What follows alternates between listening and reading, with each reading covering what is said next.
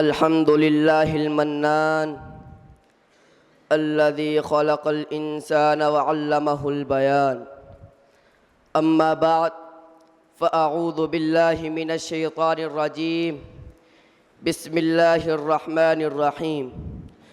محمد رسول الله والذين معه أشداء على الكفار رحماء بينهم. صدر فہم و ادراک ایوان خوددار و بے باک امیر معاویہ رضی اللہ تعالی عنہ وہ عظیم اور جلیل القدر اور عظیم المرتبت صحابی ہیں جنہیں نہ صرف قلم سے کاتب وحی ہونے کا شرف پایا بلکہ تلوار تدبیر اور حلم سے اسلامی سلطنت کو وحدت اور استحکام بخشا، بلکہ آپ کی شخصیت تقوی، حکمت اور تدبیر کا حسن امتزاج تھی۔ رسول اللہ صلی اللہ علیہ وسلم نے فرمایا اللہم اجعلہ ہادیا مہدیا واہد بہ۔ ان کی عظمت و مقام کا اندازہ اس بات سے لگایا جا سکتا ہے کہ آپ ام المؤمنین ام حبیبہ رضی اللہ تعالی عنہا کے بھائی اور مومنوں کے ماموں ہیں۔ آپ معاملہ فہم، مدبر و سیاست و حکمت میں امام تھے۔ آپ ہی کے بارے میں عمر رضی اللہ تعالی عنہ نے فرمایا تذکرون قیصر و کسری وعندکم معاویہ، کہ تم قیصر و کسری کے بادشاہوں کی تدبیر، حلم، سیاست، فہم فراز کے بارے میں باتیں کرتے ہو، حالانکہ تم میں معاویہ موجود ہے۔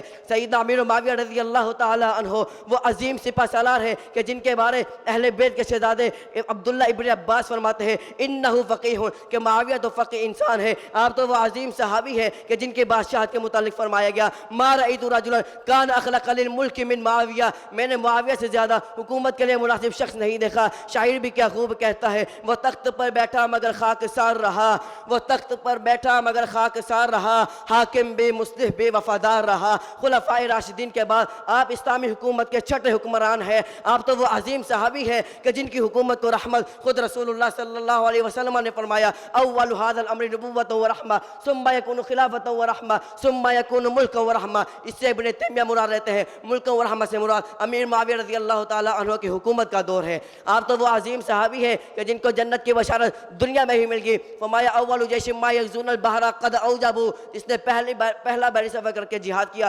تاکہ اس نے واجب کر لی، یعنی اس نے جنت واجب کر لی۔ آپ تو وہ عظیم صحابی ہے کہ جن کی نماز بھی نبی صلی اللہ علیہ وسلم کی نماز کے مشابہ قرار پائی۔ ابو درداء رضی اللہ تعالیٰ عنہ فرماتے ہیں ما رأیت هذا اشبہ صلاۃ بصلاۃ النبی، کون معاویہ جن کی عدالت کی گواہی خود سعد بن ابی وقاص دیتے ہوئے نظر آتے ہیں۔ فرمایا ما رأیت هذا بعد عثمان اقضى الحق من صاحب هذا اے معاویہ۔ شاعر بھی کیا خوب کہتا ہے عدل و تدبیر کا آئینہ تھے معاویہ، ہر فیصلہ تھا شریعت کا سایہ تھے معاویہ، دشمن بھی تعریف میں جھک جاتے تھے کیسا انصاف دکھایا معاویہ۔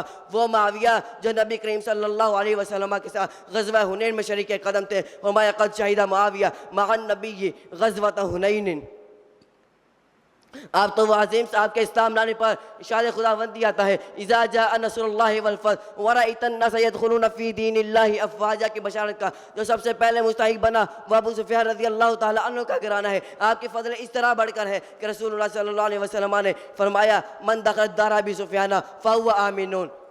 آپ تو وہ عظیم صحابی ہے کہ جن کے ایمان کی گواہی خود رب العالمین نے دی۔ فرمایا ثم انزل اللہ سکینتہ علی رسولہ وعلی المؤمنین۔ آپ تو وہ عظیم صحابی ہے جو کاتب وحی بنے، ابو سفیان رضی اللہ تعالیٰ عنہ رسول اللہ صلی اللہ علیہ وسلم سے گزارش کرتے ہیں کہ آپ معاویہ کو اپنا کاتب مقرر کریں، تو آپ نے فرمایا نعم جی ہاں۔ اسی طرح صغری الکبریٰ بحقی کے الفاظ ہیں بحقی کے الفاظ ہیں کان یکتب الوحی۔